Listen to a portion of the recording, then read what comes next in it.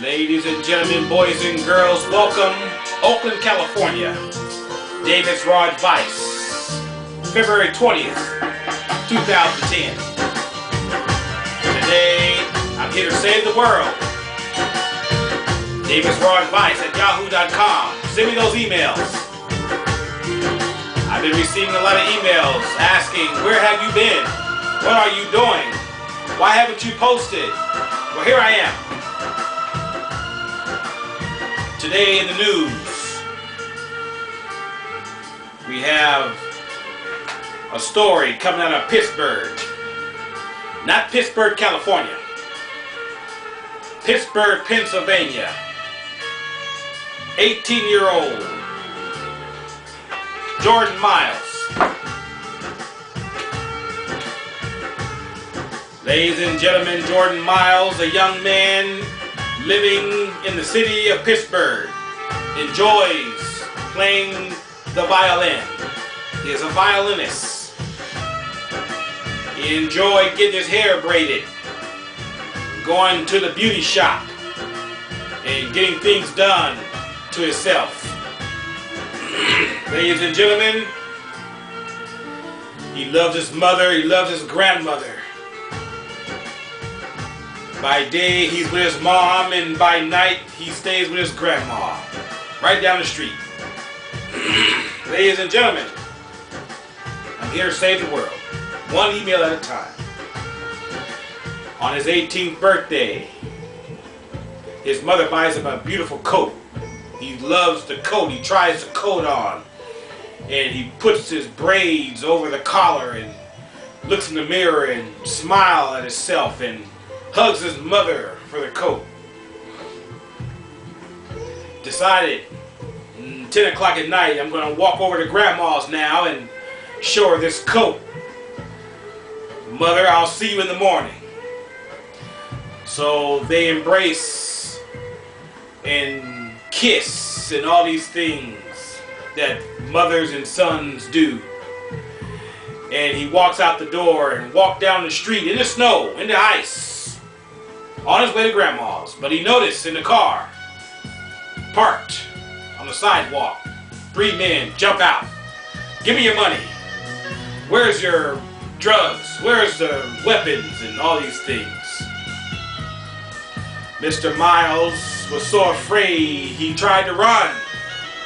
He was trying to get back into the security bosom of his mother. Instead, he tripped, he slipped, and he fell. Face first, braids and all, fell down to the snow, fell down to the icy snow on the sidewalk, getting kicked and punched and beat on, and his hair was pulled. They were pulling on his hair and pulling his clothes and taking his shoes off and all these things. Yanked him up off the ground and handcuffed him, put him in the back of the van. Mr. Miles didn't know what's going on here. All of a sudden, he heard the gentleman talking police jargon and police codes and police walkie-talkies in the van. Police officers, undercover,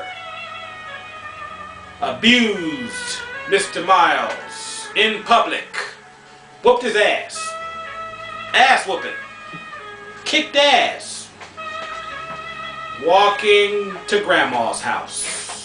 No crime. Well, the mother found out, ladies and gentlemen, and came to his rescue / defense and told the media, my son is a good son. He doesn't even know what's going on in the streets. He's so sheltered. She took a picture. This is the picture she took. This is how he looked when he came home, and his braids were missing. Some braids were missing out of his head. The police officers took his braids out of his head. Why? For what? They took the braids and pulled his hair so hard, they were so excited about Mr. Miles that they pulled his hair out of his head. Well, there's been a lawsuit filed on all 3 officers. There's been a lawsuit filed against the mayor, and the mayor was upset. So hopefully we'll have justice. We'll keep an eye on Mr. Miles and get back to you on Mr. Miles. Let's get into our emails, ladies and gentlemen. Keep them coming. DavisRawAdvice@yahoo.com. I'm getting more emails about where am I versus what's going on. First email comes from Christy.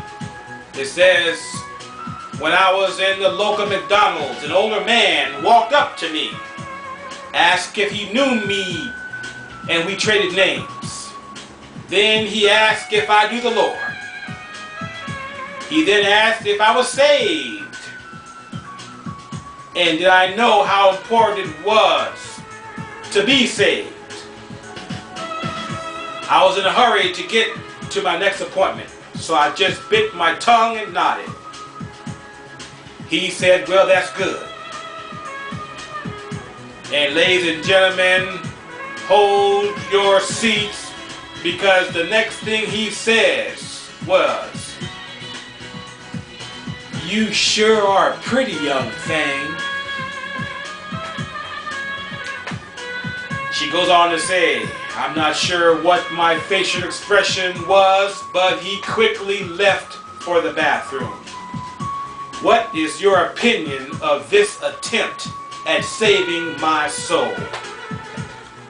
Well, Christy, I can only imagine how your facial expression was. Maybe your facial expression went a little bit something like this. And maybe the old man recognized that look. Like, what the F? And so, first off, I think that the preacher is not interested in saving your soul. I think he's interested in putting something in your soul, like himself. So you did the right thing. You gave him that look, and that look sent him right to the bathroom. The next one is, how do you shut up a nosy neighbor? Or at least get them to mind their own business? What has worked for you? Melvin. Well, Melvin, what has worked for me? Well, in my neighborhood, I live on a quiet, professional neighborhood where people get up in the morning early and go to work, and people come home late in the evening and have dinner and pull in their garages and close the garage door, and you don't see them no more. On the weekends, the gardeners come in, mine and theirs, and do our yard work and pull the weeds and blow the leaves everywhere and so forth and so on. So that means I don't have to go out there and talk to the neighbors at that point. However, my gardener is seen sometimes across the street, or my neighbor's gardener is seen on my side of the street, speaking and talking and conversating and enjoying each other's company. So that's a good way of doing it.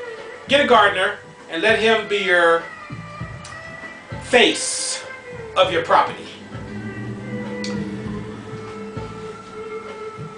Ladies and gentlemen, boys and girls, I've got my cue, but please send me those emails. DavisRawAdvice@yahoo.com.